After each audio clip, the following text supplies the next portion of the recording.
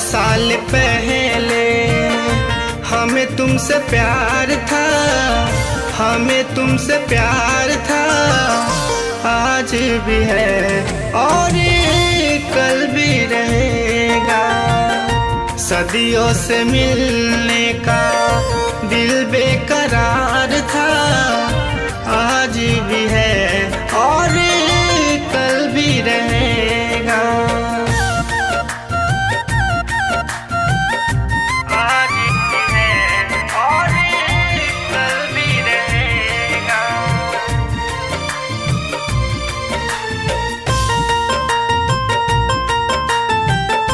100 साल पहले हम भी मिले थे कभी जमुना किनारे। राधा किशन थे कभी नाम हमारे। राधा किशन थे कभी नाम हमारे। हम भी मिले थे कभी जमुना किनारे। राधा किशन थे कभी नाम हमारे। सदियों से मिलने का दिल बेकरार था, दिल बेकरार था। आज भी है और ये कल भी रहेगा।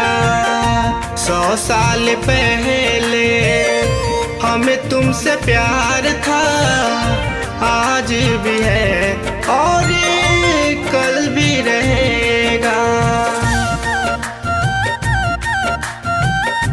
आज भी है और ये कल भी रहेगा।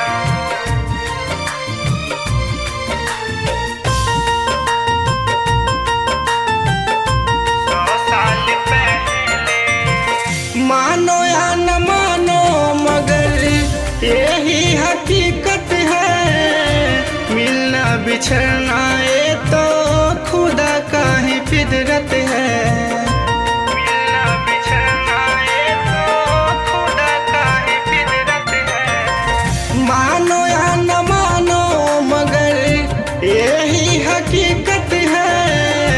मिलना बिछड़ना ये तो खुदा का ही फितरत है।